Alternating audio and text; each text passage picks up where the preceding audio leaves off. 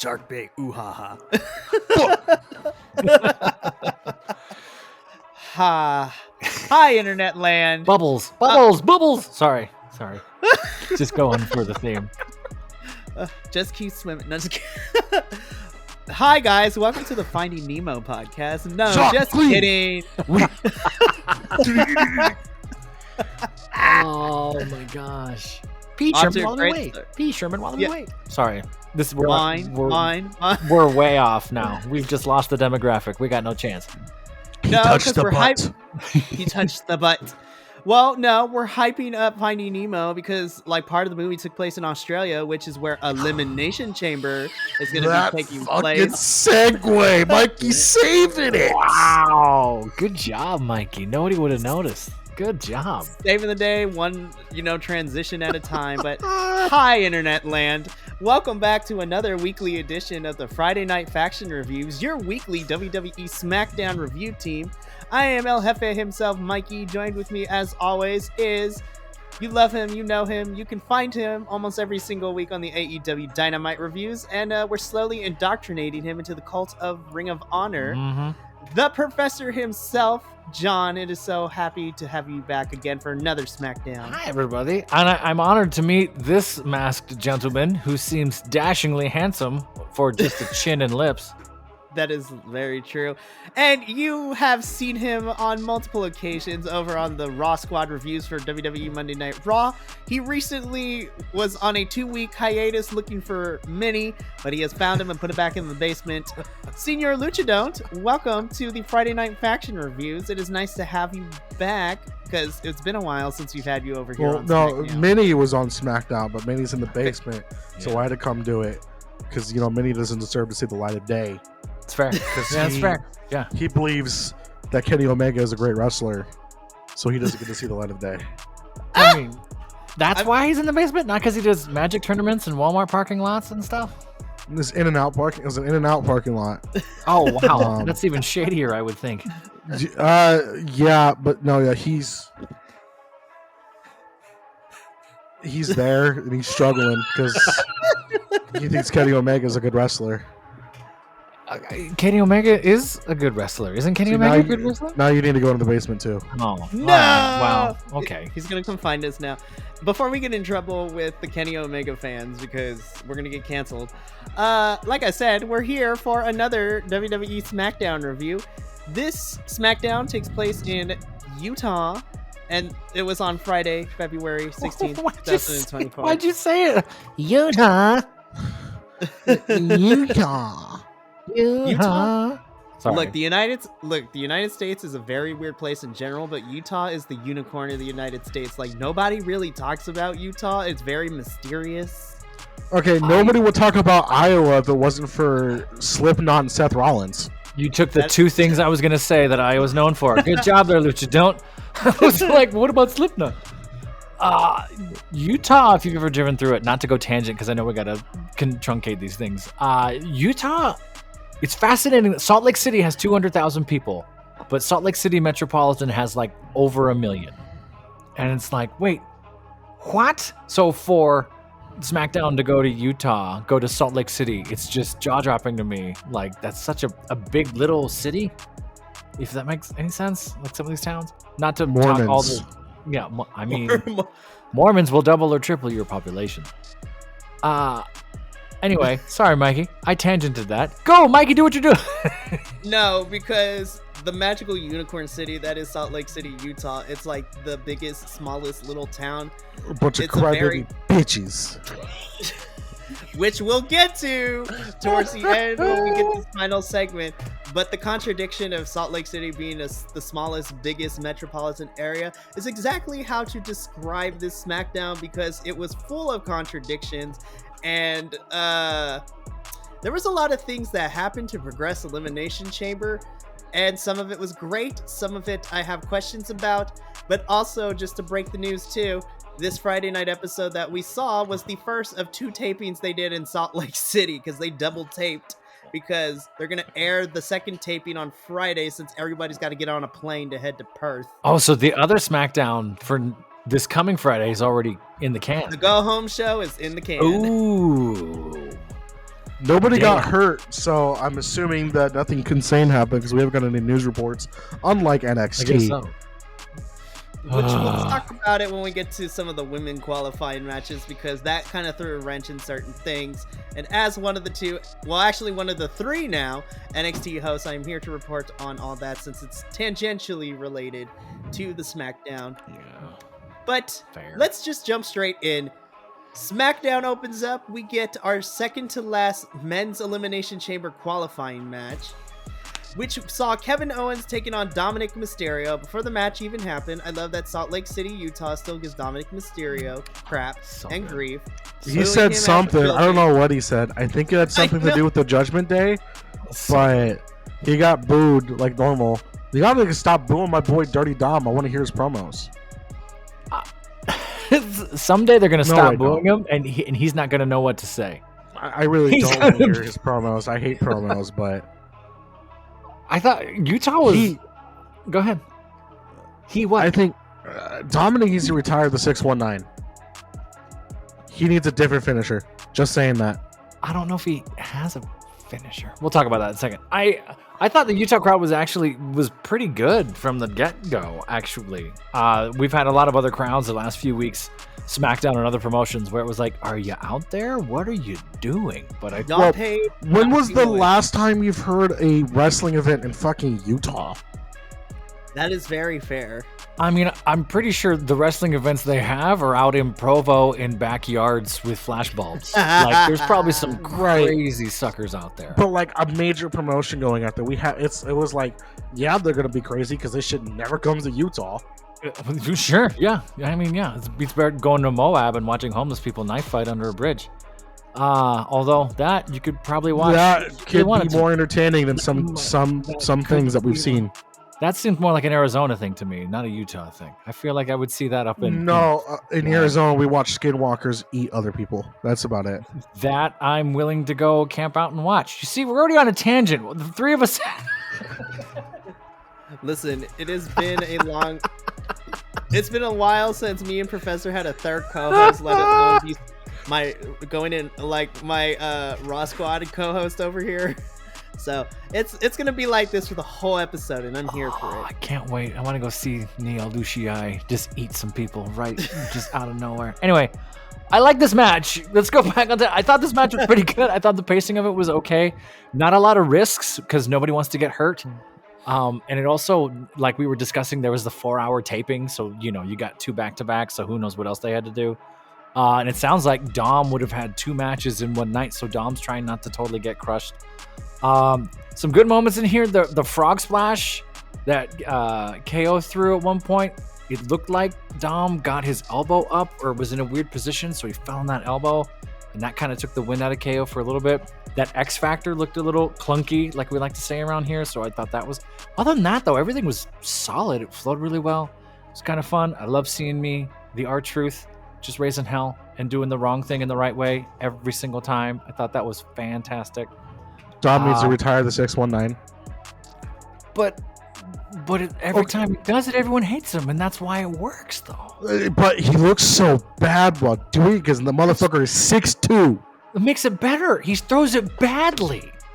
He needs something. He needs to leave his dad shadow and do something different. Also, when was the last time we saw 3 Amigos get completed? That is very fair. I don't know if I've seen a 3 Amigos get completed. I don't think I've seen it since Eddie was alive. Really? No, that is very fair because every time Dominic tries to go for the 3 Amigos over on Monday Night Raw, it never gets to the full 3. And they both went for it tonight, and they both didn't hit it. Who was the one? It might have been Raw. I saw a clip of this where they kept interrupting it, so it ended up being like 10 Amigos, but it was 2 and 2 and 2 I and think 2. The only person I've seen recently actually competed 3 Amigos was Logan Paul.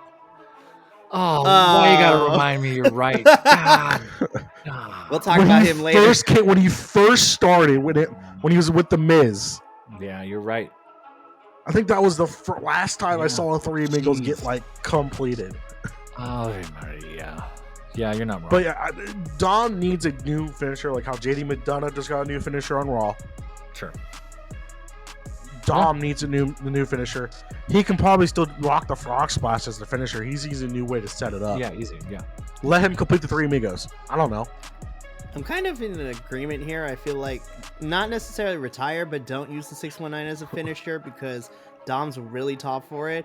But also, it's not just Ray anymore. You have Io, who does it sometimes. Zelina does it too. Selena landed one in the turnbuckle. Like, whoa, that was crazy to watch. And it works because she's super tiny. Yeah.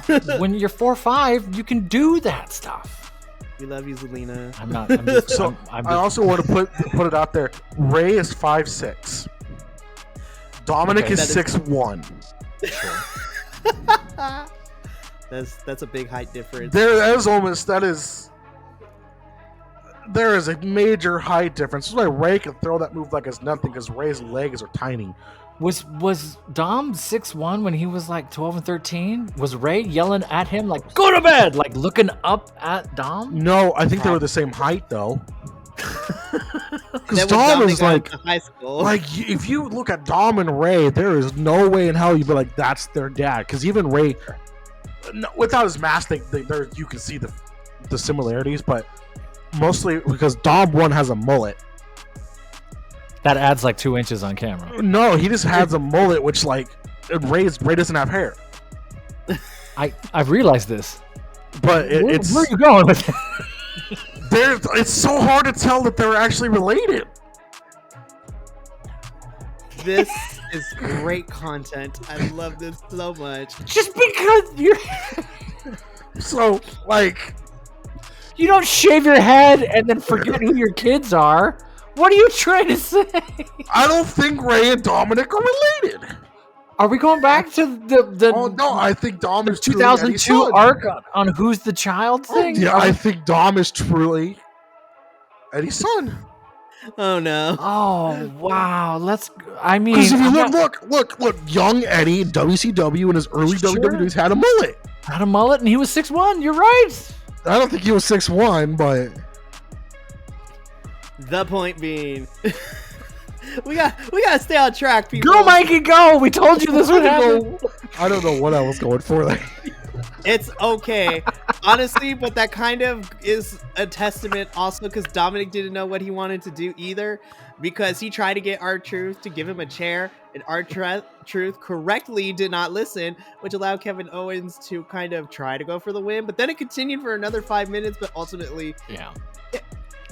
okay, this is gonna be controversial to say. I like Kevin Owens. He picked up the victory here. He's going to Elimination Chamber. I think he's gonna do great. I kind of wanted to see Dominic get a big litmus test with the chamber, but given of how badly it can go if you're not prepared for the Sure. chamber, Kevin Owens is the better choice. I had a moment about halfway through this where I thought, oh, are they going to let Dom go over? Are they going to let Dom do this? I would have been. Go ahead. I would have been okay with Dom going because we need somebody to take the big chamber bumps, and Dom has been known to take the big bumps for everybody. Sure, I could be. Yeah, I when R-Truth came out, I thought, oh, they're gonna do Kevin dirty and then kind of mess this up. So the bait and switch kind of worked for me. I don't hate Dom being in that spot. I think we're lucky that Dom is a patient performer and willing to sit in this Judgment Day arc as long as Dom has, and where that's going, and sit in this heel thing for as long as Dom has. Someday when the face turn happens, he's gonna explode. Like he's in absolute the best position of any of these wrestlers in my opinion. Then he's gonna get cheered so loud you can't hear his promos. Oh, absolutely. Yeah. He's gonna come out. He won't even have to talk. Like it's just a matter. He's gonna soak up everything. Particularly now that The Rock's there, he can soak up that charisma. Now that some of these other things are coming into focus, everywhere Judgment Day is going, I think he's gonna be something. He is something, but he's on his way to something much bigger. It's the Super mullet. excited stuff. It's the mullet. Mullets, man. His face turn, he's gonna cut the mullet. He comes That's out gonna be- like Cody, had neck tattoo, blonde. Like, wait a minute, what? We In a get him suit. reverting back to like the old school Dominic days, like when he was younger, It's so funny. frosted tips and everything. Pure boy band Dom. Yeah, that'd be Oh, fun. That'd be hilarious. Such a new So- fashion. Call it NSYNC. Yes. Please bring NSYNC out and just have them all get rocked by chairs just to see what Ah. happens. It's, That'd be, NSYNC versus the Spirit Squad, dude. Backstreets. Oh my god. Alright. Bam. Just Backstreet Boys come out and rocking with chairs. Survivor next Series milestone. 2025, dude. NSYNC versus the Backstreet Boys. For all the old people, yeah. It's a triple threat too, because then the Spirit Squad comes back. Oh my gosh. See, we're just booking things out here, but Kevin Owens picks up the win. He's going to Elimination Chamber. At this point in the night, there's only one spot left, which we'll talk about who ended up getting that final spot later. We get two back-to-back backstage promo / segments. First, Drew McIntyre is talking, and then he stated something that was very true. At this point of the night, after Kevin Owens had just won, and looking at the field for the men's competition, why is Drew the only Raw superstar being represented in the Elimination Chamber? Everybody else is on SmackDown. Like, what happened? I have to point out too that Kayla looks like a child standing next to Drew McIntyre. She could Everybody barely get looks like a child. She was Drew yeah, but McIntyre. her chin was barely in the screen. That cameraman did not even try to get a depth of field in there. Drew McIntyre's a tall boy. I loved this promo. I love that McIntyre was talking about getting interrupted, and then LA Knight shows up and interrupts him. I thought that was really funny. I love that, and you all would understand this too. That whole tough guy breaking up the fight. We're not fighting. We're just talking thing. We're just talking. We're just talking. We're just. It's like, oh my god, that's every high school, every job you've ever had dealing with kids. I can definitely justify to that one. No, man, we're not fighting. We're just talking. We're just talking. And then fists happen after you say we're just talking. Mm-hmm. I thought this is great. It sets up for, well, what would have been later the night for them. The go home show for us would be McIntyre LA Knight, which is great. I'm getting a phone call. What the fuck? Minnie's calling from the basement. Probably. Hold on. Oh my goodness. Yeah. Solid promo. Worked. Short. Told a story. For sure. And then we get this back up where we have Pete Dunne and Tyler Bate backstage as well. Yeah. Tyler Bate has dubbed their tag team name the New Catch Republic, which I was just like, I prefer British Strong Style, but all right. Yeah. But Pete Dunne didn't agree with the name. He just sat there and he just looked at Tyler. He was just like, didn't even say words. This is the first time I think I've seen a Pete Dunne promo officially. Pete Dunne has some tough British teeth. He's got some fangs up front, which just adds to his character and charm, in my opinion. This was the funniest thing on the planet because Dominic comes in and, you know, he says that you two aren't going to beat the Judgment Day. It's like, you can't beat anybody. And Tyler's like, all right, well, let's have a match between us and you and R-Truth, you know, members of the Judgment Day. And Dominic gets so mad, he's just like, R-Truth is not in the Judgment Day, and then walks off. But then Minnie that's wanted tacos. and then that's the match we're getting, right? Is Catch Can Republic? Can Republic? What do we say? New Catch Republic. New and Catch they're gonna Republic. they're going to be taking on Dominic and JD McDonough, which we know that Tyler Bate and Pete Dunne are probably going to win because you don't want them losing before going against Finn and Damian at Elimination Chamber next week. Absolutely. R-Truth is like not even gonna show up. That's so funny. That'd be great, but I laughed so hard at this promo, specifically as Dominic was walking away and Pete Dunne called him a Muppet. A Muppet. I was like, I'm here for British slang comedy. It's so fun to watch. It's perfect. It's beautiful. So then we get a women's elimination chamber qualifying match. And before we get into the match itself, so a lot of things changed with the women's qualifying matches. As of last week, we had some matches set up for us. And then over the past week on Tuesday, because they also double taped NXT, so they taped this week's episode and next Tuesday's episode, because a bunch of people are going to be gone in Australia. So this upcoming week, we were going to get an NXT Women's Championship match. Valkyria defending her title against Shotzi. And it was reported that the match stopped because Shotzi blew out her knee really badly. And then on Thursday, Nick Aldis hit social media saying Shotzi is not medically cleared, so we're changing it up. And so this was one of the changes. So this women's qualifying match saw Zelina Vega taking on Tiffany Stratton to see who would go into the Elimination Chamber. Also, Legado del Fantasma was at ringside with Santos, Humberto, Angel Garza, and the La Madrina herself, Elektra Lopez. Dude, we about to have Mexican faction warfare WWE right now? Absolutely. I have a few things. Shotzi came out on the Twitter and or the X saying she was devastated, which is awful for her. She's always, since I started here at Biconics, she's kind of been in that mid-card push, and we've been waiting for her to get there, and it seems like every time she's kind of there, it gets pulled back in some way, or injury, or something else. So I hope that this doesn't kill all her momentum. I'm really interested to see how long she's out for.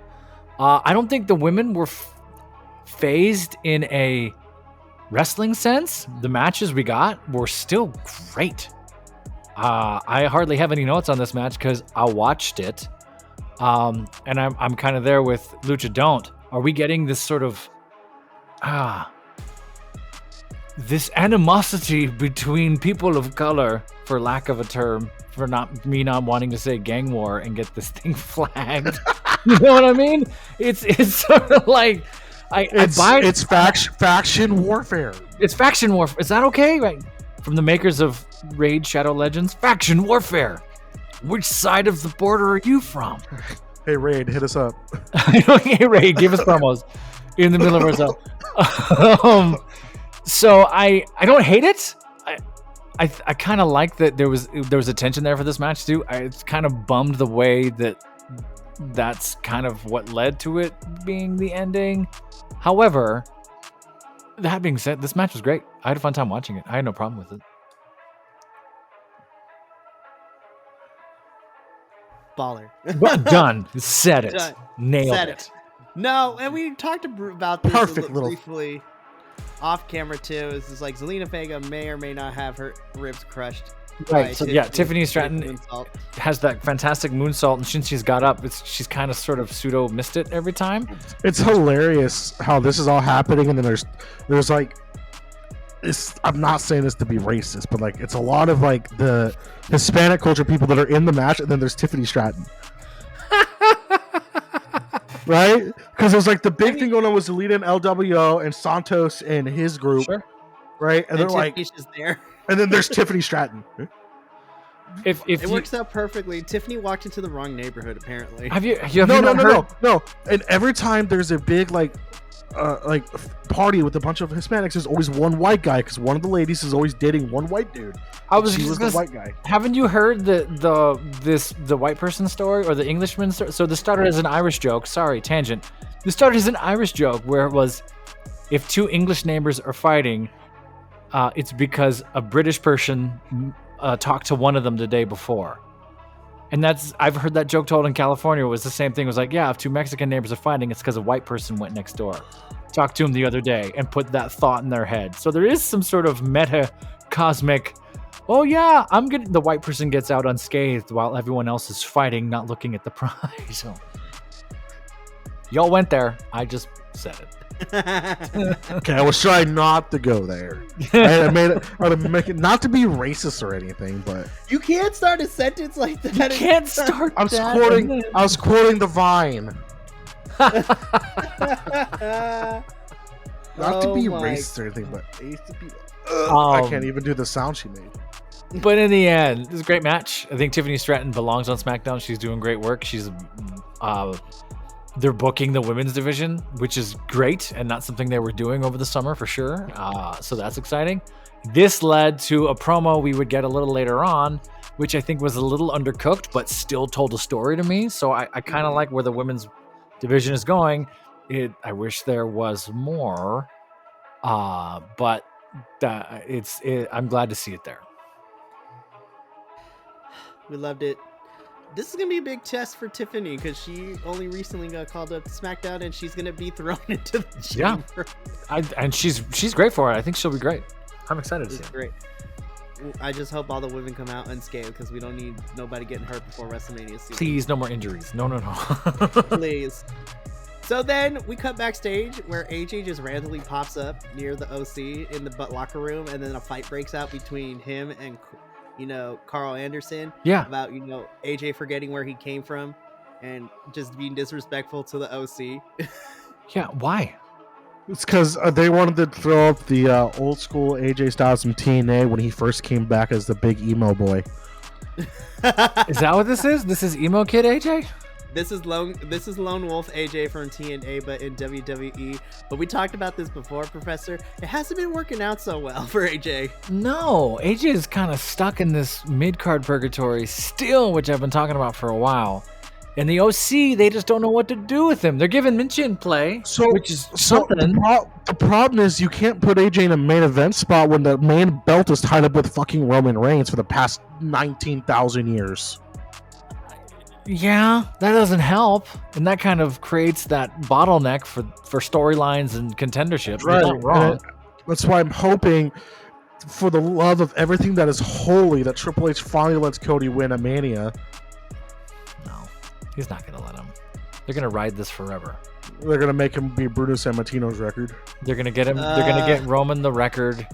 They have The Rock there, so what they'll probably do is they'll get some weird Rock Roman thing, and then they'll get Cody in the mix another time. They're going to string this along as they can.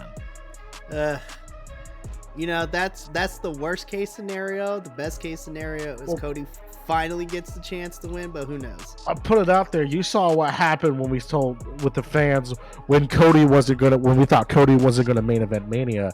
It destroyed the internet. What's gonna happen if Cody loses a second year in a row? They'll make money hand over fist, and The Rock will still be there holding it up, and then we'll all be distracted from the Vince McMahon thing, and they'll get what they wanted. Vince who? Who are you talking about? I almost said it. Vince who? Who's this Brock Lesnar dude you're talking about? Never heard of him. Broccoli lozenges. The next big thing wasn't that Batista? I don't know who you're talking about. Where's Batista now? Go, Mikey, go! Go, Mikey, go! He's living his life as a actor. But yeah, I don't know what we're doing with AJ and the OC. We'll see what happens.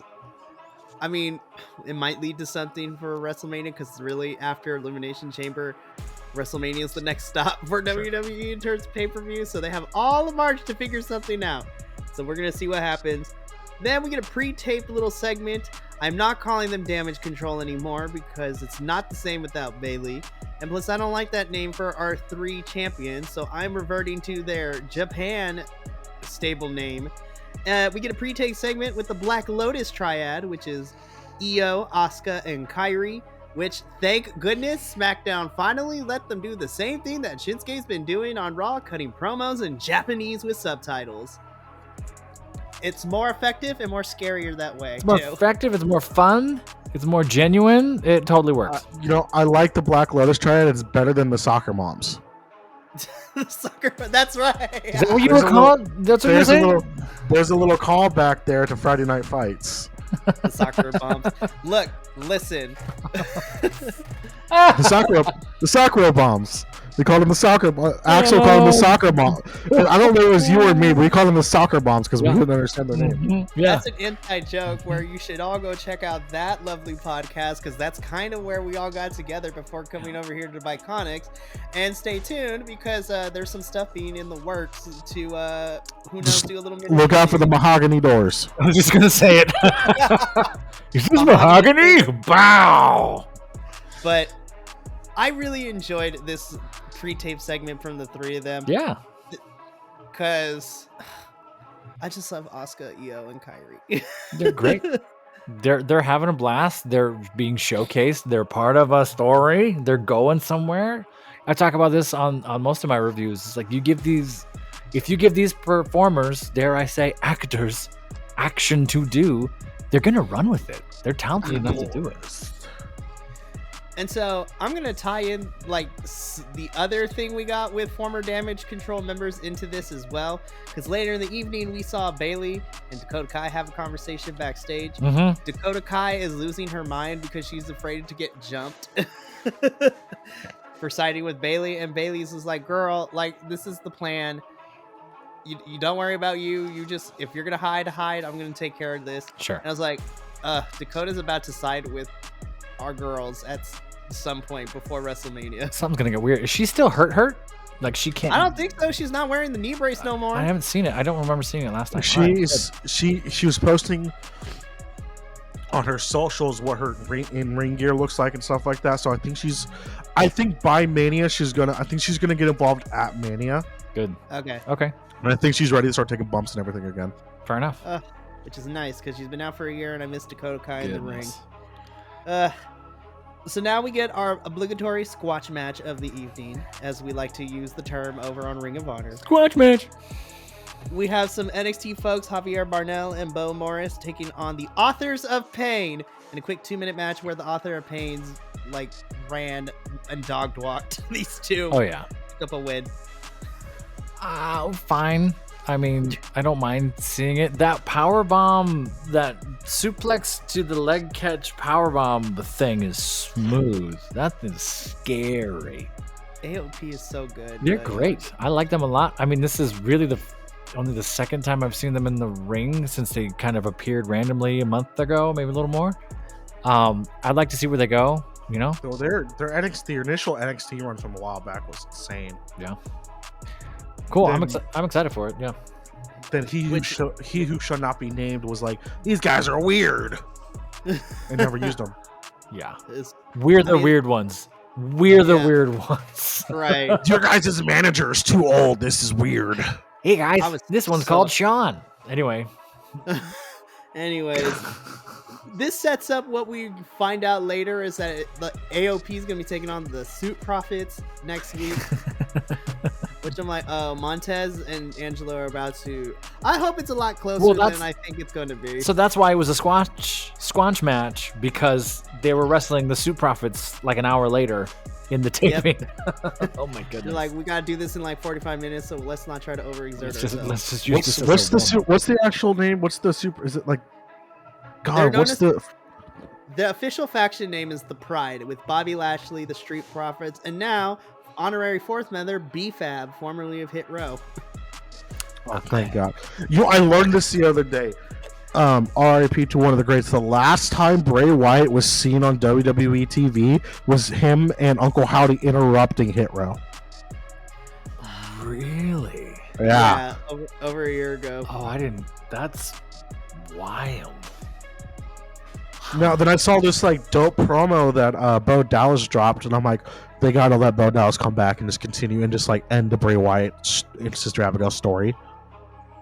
Because like the way he was cutting the promo and everything like that, it was like, I was like, holy shit. We'll see. Oh, it was incredible. But again, I gotta find it. If it makes sense, they're not gonna do it. Well, okay, no. This is different now. This is Papa H in charge without the meddling of. I hope so. Papa H. The weirdo in the back. Papa H still makes me nervous because. He's a lot better than what we had in the past 15 years. You are not wrong. But he's still very, very connected to the McMahon. It is very fair. That is. But speaking of things that felt very wrong, watching Logan Paul on my television screen, because we got his backstage interview with Byron next, and I was like, look, I get it. Logan's not defending the United States Championship in Perth. Gunther can't travel outside of the country because of visa issues, which is stupid. They won't let him leave the country. Why? What? I don't know the whole situation, but anytime like they go international, I don't know if it's the type of visa Gunther has or what's going on with it, but that's why we're getting Gunther versus Jay for this Intercontinental Championship on Raw this upcoming Monday, tomorrow at the time of this recording, versus Elimination Chamber, because Gunther's visa won't allow him to travel outside of the United States. And I think it's a condition because he doesn't have, like, for a green card process, like, you have to be in the States. Gunther can't leave the United States for the next 6 months due to residency regulations. That's what I was just reading. Yeah, as a non-immigrant visa applying for immigration through a green card, he absolutely has to stay in the country until that sucks. Which makes me think he's doing it now, because then in August, when they have that big pay-per-view Bash in Berlin, which is literally in Gunther's backyard of his home country, he will be able to go to that one. Wow, what a mess. That sucks. Yeah, which means that depending on how long it takes him to do it, I don't think he'll be allowed to go to Backlash in May either, which is in France. Because Backlash is going to be in France. And then I'm not sure how it works, but then in Money in the Bank is in Toronto. And then Bash in Berlin will be in Germany. Oh no, yeah, Berlin. Yeah, Germany. Man, I know my geography. that's brutal. I mean, it's one thing if it's, I did something in my past, they won't let me in. It's another if it's just red tape. Like that's tough to swallow. That's a whole nother conversation we can have about changing the process of how people get green cards in the United States. But we're not here for that. That would be a fantastic Biconics topic. We'll just lock him in the basement. Is that why Minnie's in the basement? Because Minnie was trying to become an American citizen? So you just locked him up?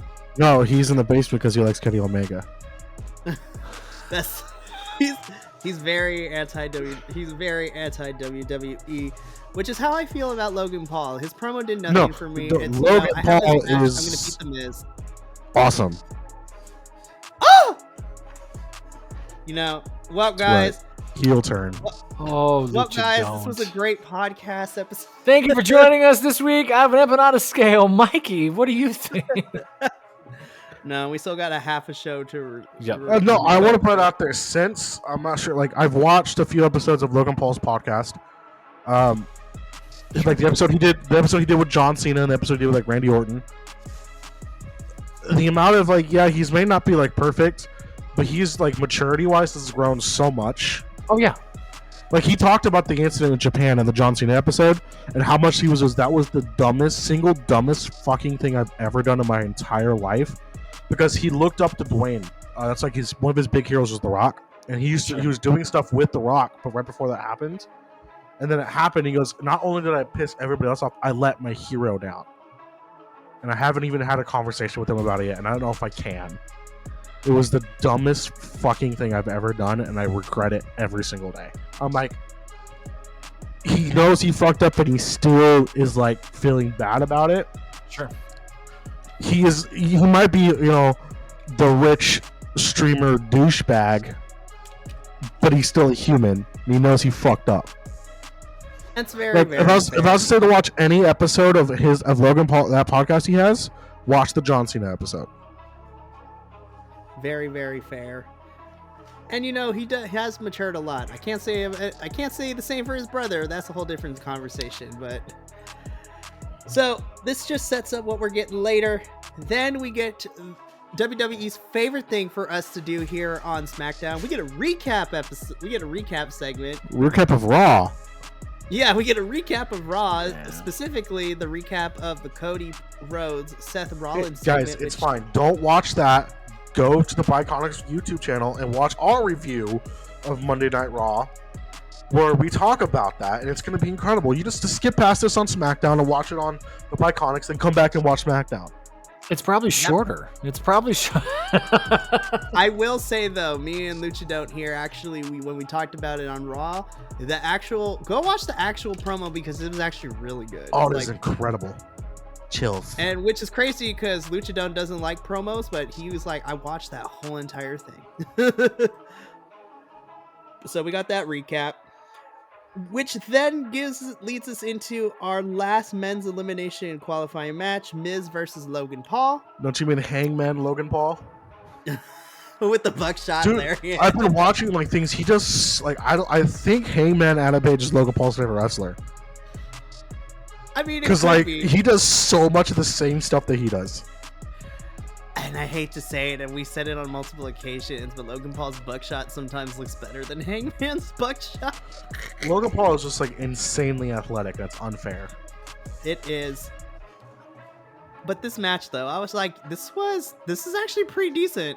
I thought it was good. I wrote down twice that Logan Paul was hitting Miz really hard, and I was waiting for a receipt. Because some of those shots in the first maybe 2 or 3 sequences, I was he's really laying into him. And then the Miz also could have told him to do it. He might have been, but then there's a part about halfway through where the Miz flipped him around, threw Logan in the turnbuckle, and did that Mad King Eddie chops. Bam, bam, bam. Got him 3 times right in the chest. And I was like, oh, maybe that was the reminder. And then Miz pulled him out of the turnbuckle. And they kept going hey, calm the hell down. There were some fun sequences in here, though. These two work well together. I think I don't know how much they were calling in the ring, but what else did I write down? That's when it was. There was. So everyone loves The Miz, but they're taking all their cues from Logan Paul. And it's fascinating to just kind of see how wrestling's turned into this social media, I'm only alive if I'm sharing it on my phone thing. And the crowd's all in on being in on what Logan Paul is as this social media whatever. So The Miz is trying to negotiate that on top of Logan doing this meta performing stuff. That was, I mean, not that it worked or didn't work. It was just interesting to see that there was moments where Paul would take time to do things with the fans and bring it back into the crowd. It was interesting to me. Well, wrestling has become very meta. I'm not sure, like, with everything that's been going on with, how they're making kayfabe a thing again is making us blur the lines of, is this legit? But like to stop the match for a second to take the selfie or to make the joke because the guy's got a camera, like that's a trip to me still. I mean, God, I'm completely spacing on names. He was the U.S. champion before Logan Paul. Austin Theory. He's been doing that. That was his thing for a while. Sure. He was doing that, and it got him over really, really quick. So it makes sense the social media influencer is doing that. And I feel like it works for his character very well. Yeah, it makes him, I mean, it does make him just a bigger douchebag. Which is what he's going for. Can I say douchebag, or does that get us demonetized? Nah, you're fine. Lucha don't already swore in the first 2 minutes. Yeah, the first second. As soon as we started, fuck. So we're fine. That frog splash on the apron was pretty brutal. There were some good moments in here for sure. I personally think the ending was kind of anticlimactic and sort of dull. I get fighting over the brass knuckles, fine. But Miz took shots the whole time. You mean that one shot is the one that got you? Okay. I feel like they should have given this win for Logan Paul. Like, if they had planned for Logan to win, they should have just given it to him clean. Sure. Yeah. Because his every win he's had in the past 7 matches he had has been something to do with brass knuckles and another dude in the crowd. Well, or something like that. Because the Miz takes the knuckles, tosses him, so he doesn't have them, but he hits him with just this bare hand, right? Well, that's always been his finisher, is that KO blow, because of him being a boxer. Yeah, but I don't buy it. It's the same. It's the same with Big Show. Big Show was also hitting people shots all the time, but when he hits you with that one, it will knock you out. But because he also has the titanium plated, because his broken hand or something like that was another thing he has. It's just falling flat to me. It is. He needs to win clean. They got to stop doing all this fuckery. We said when we talked about the Rumble and everything like that with his win over KO. Sure. We expected Logan to win, but we didn't expect him to win because KO got caught with the brass knuckles. Right. That was dumb. They should have given him the win clean and called it a day. So yeah, I mean, this match didn't wow me, but it was serviceable and solid. I enjoyed watching it, but I wasn't oh, hey, do you remember? It was just another match on the card. Oh, yeah. It's hard to say because I like The Miz a lot. Which is because The Miz in the past year has improved his in-ring ability significantly. Seriously, dude was a champion for years, though, right? It's been a while since he's been champion, but to kind of go off of what Senor Luchadon here has said, the last year Miz has done a lot.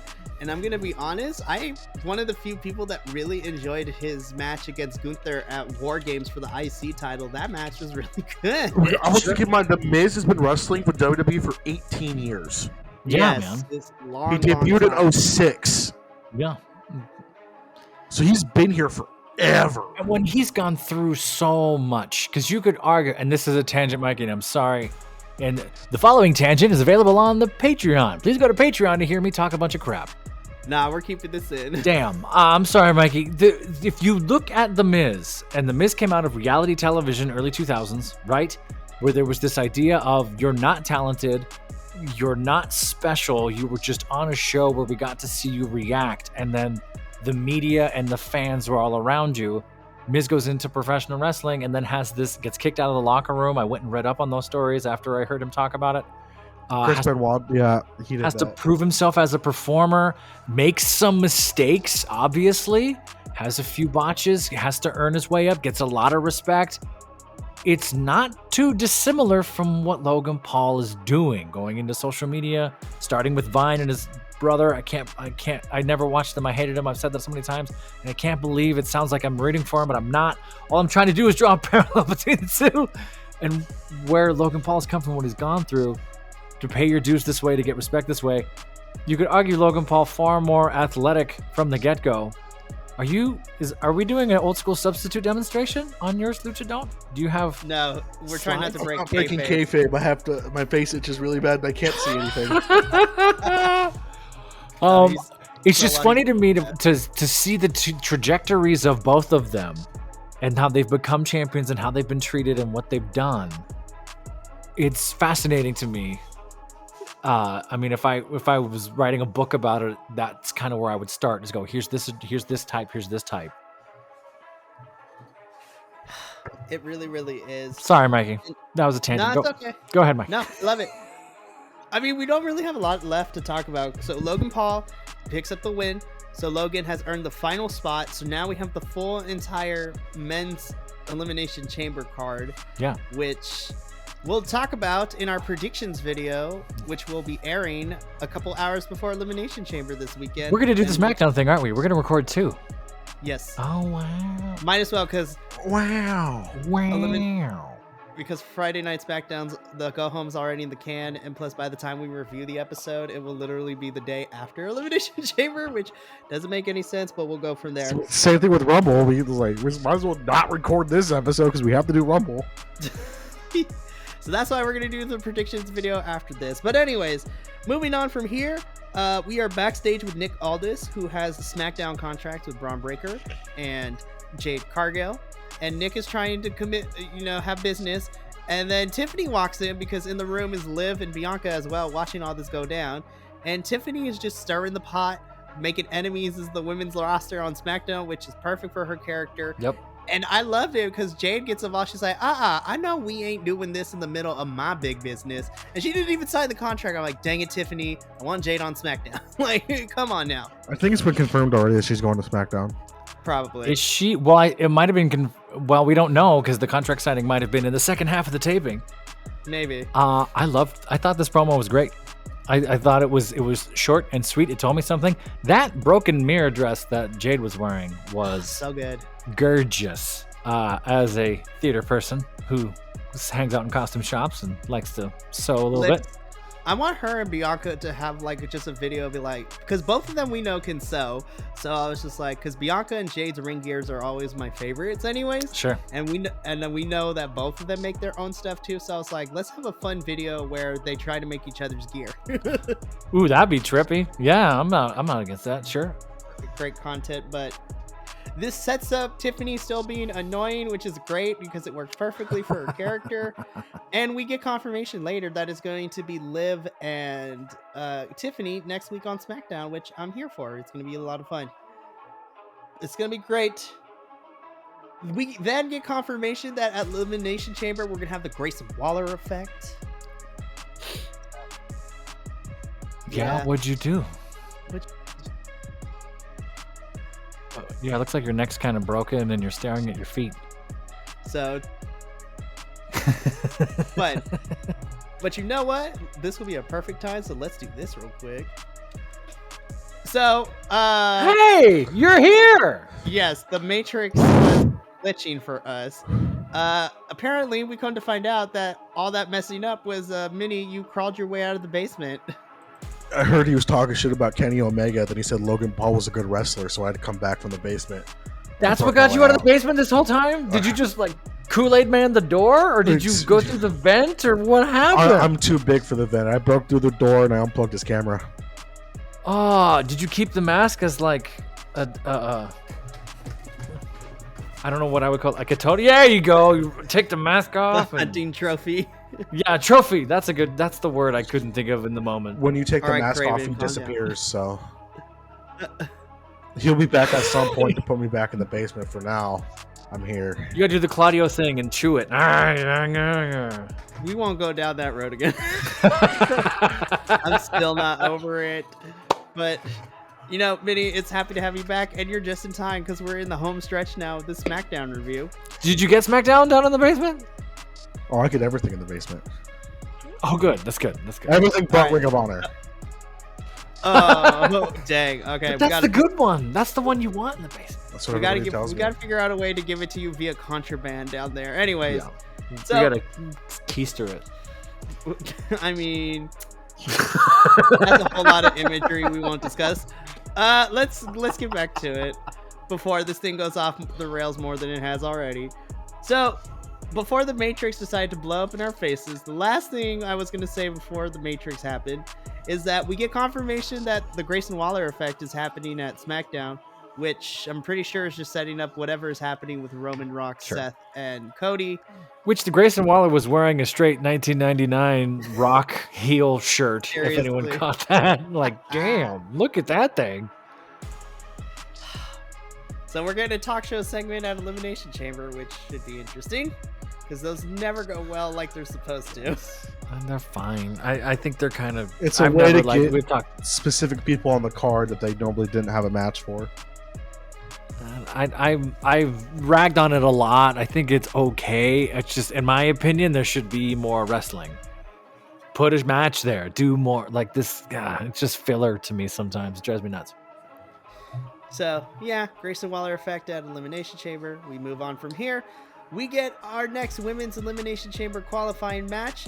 Alba Fire stepping in for Shotzi, kind of, not really, because everything got thrown out of the way, but she will be taking on a returning Naomi. So this is Naomi's first SmackDown match since returning at the Royal Rumble. She got a whole new entrance with a banging theme song.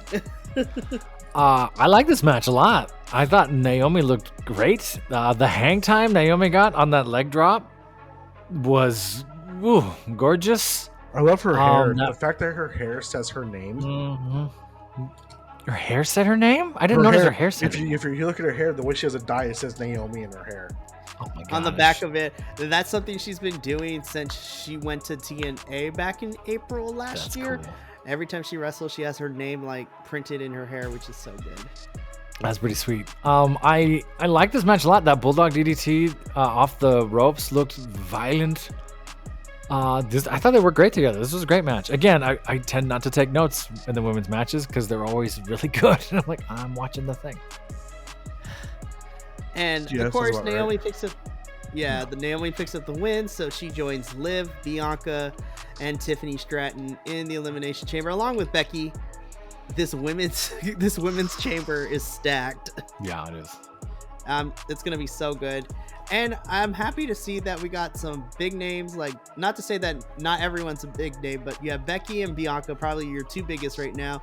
But then you got a lot of people who the fans love, like Naomi and Liv, and then you got the newer stars like Tiffany, who's in there, and we have one more spot. And we learned this past Monday Night Raw that we're gonna have a last chance match to see who gets the final spot. So my money is still on a certain Jade Cargill, but who knows at this point. I don't think you're wrong. I mean, we could wax poetic on that at some point. Tune into the Monday Night Raw review to figure out who gets that last spot. Hey. Hopefully it's me, not the Luchador. For reals. Yeah. So then we get a quick on-ramp segment. Nick Aldis brings Braun Breaker out. Braun Breaker officially signs with SmackDown. Yay for Braun. Finally, he's on main roster after we've said for how long he needs to be on main roster, which is also really weird because him and Baron Corbin are your NXT Tag Team Champions, and he just went to SmackDown. I feel like we've been saying Braun Breaker should have been on the main roster last Stand and Deliver after his match against Carmelo Hayes. Sure. Well, that and we don't want to take up time with this, but what are you doing with these belts? You're just kind of running some of these NXT belts into the ground, and I think another promotion does with another promotion's belts on another show that I review. It's like, what are you doing with it? You're just drives me nuts. I think Braun is probably going to be doing 2-time with SmackDown and NXT, and I think they're losing those belts at Stand and Deliver in April to whoever's next in line. So we'll see what happens with all that.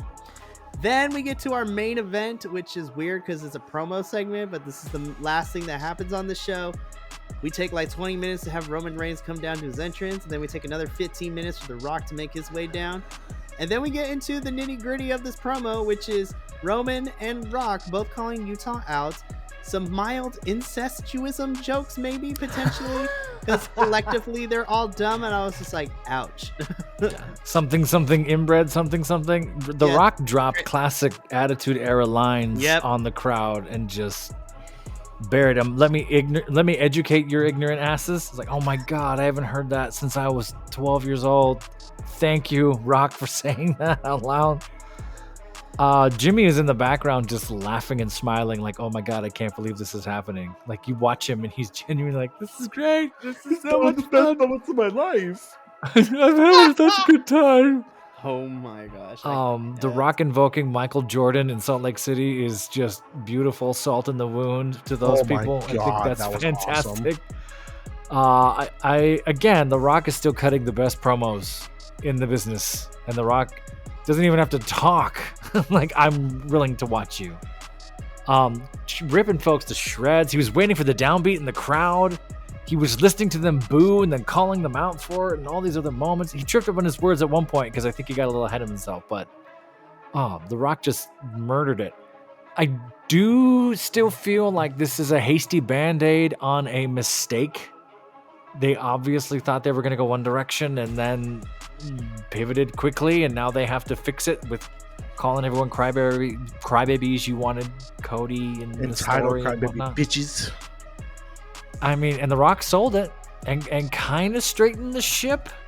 But for most of us, not most of us, for a good amount of us, we still kind of see that, you kind of hastily jumped tracks thinking one thing and this thing and inserted yourself into this. So I'm warming up to it.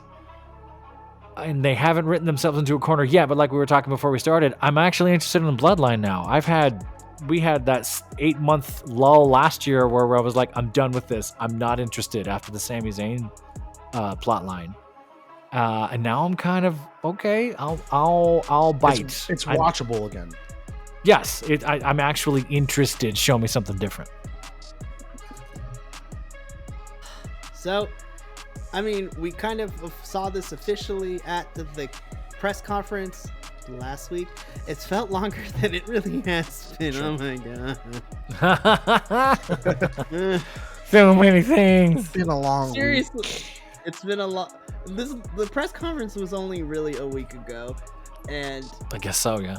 Jeez. But we officially got Roman and Rock are going to be teaming up. They're going to take out Cody. They're going to make sure Rock's going to do everything in his power to make Cody lose at WrestleMania.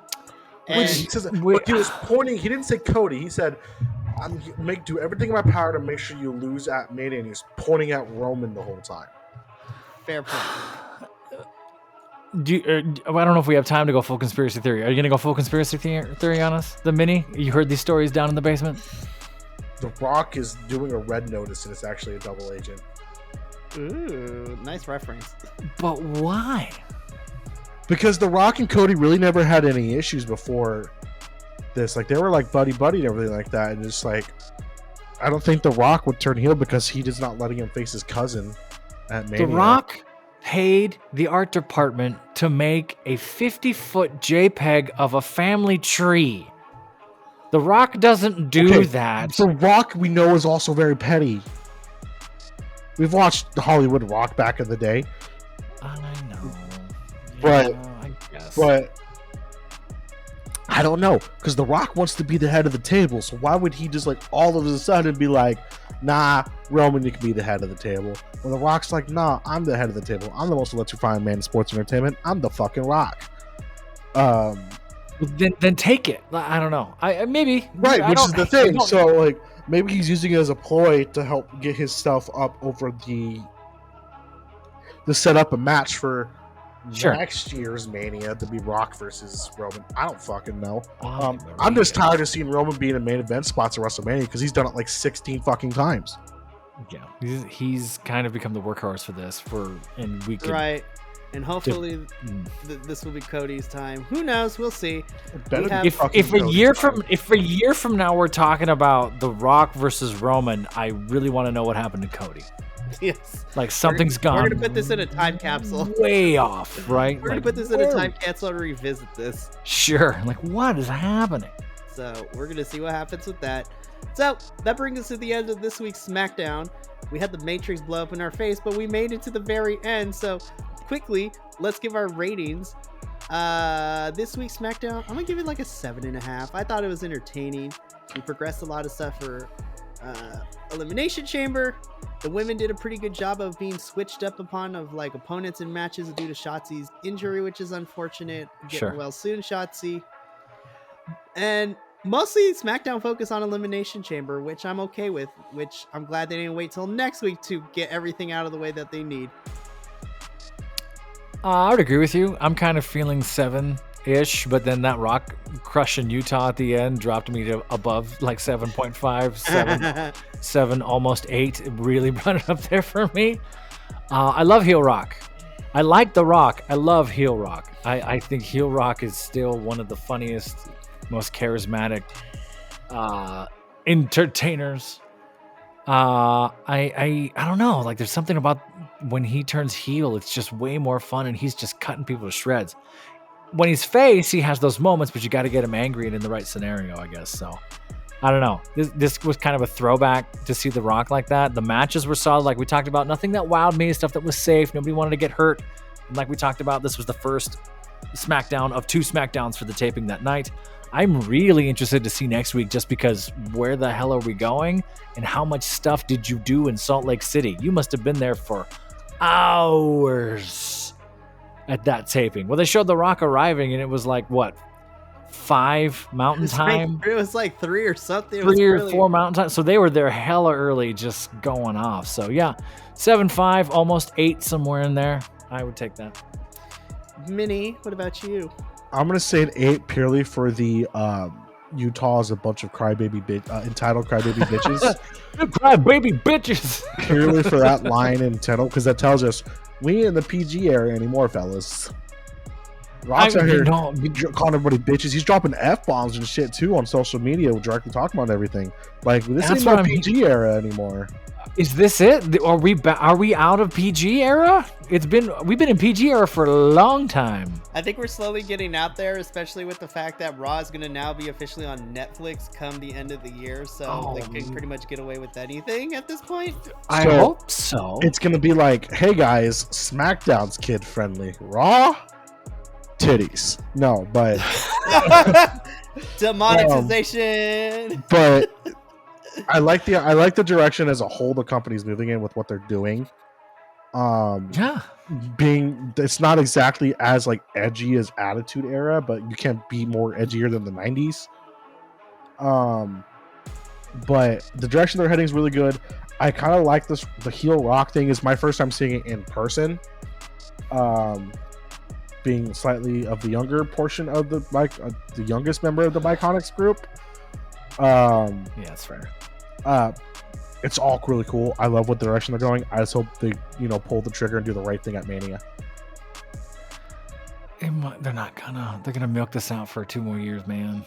They got video games to sell. They got video game. Okay, but the stats video game on the video game 2K24's biggest selling point was finish the story, and they didn't.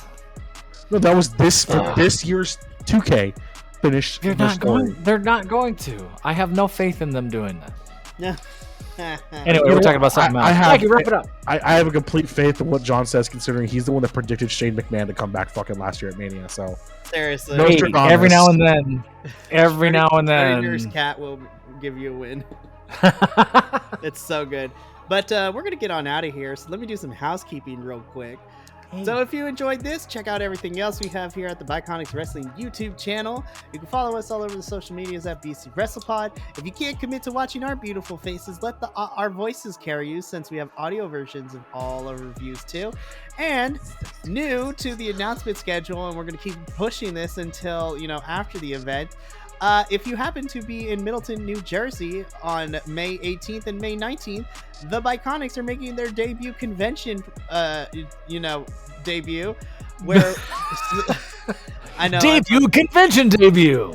So we are debuting at the New Jersey Wrestling Convention, May 18th, May 19th in Middleton, New Jersey. Come say hi. We're going to have a table there.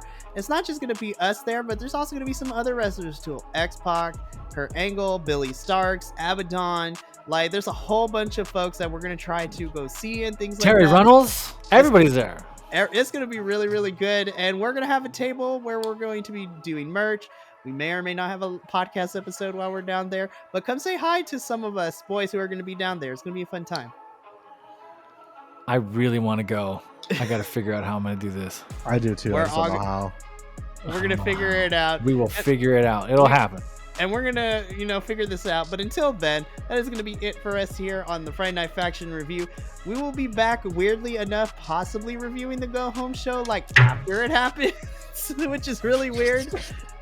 So we'll figure something out. It's a weird time, but you will definitely see the three of us on the Elimination Chamber predictions video and the review coming later this week. So we'll see you then. Until then, we'll review the Elimination Chamber at 4 a.m, just like how Elimination Chamber is going to be. Don't worry. We'll talk about that off Good camera. for that But watch until along. then, from us here at Friday Night Faction, we'll see you later. Ta-ta for now. Thank you so much for tuning in to another Vibe Tribe production. What's going to happen next time? Well, you're going to have to tune in to find out. But until then, remember, take care of yourself, love one another, and as always, make sure that you keep the good times rolling. Thank you for being here, and we'll see you next time.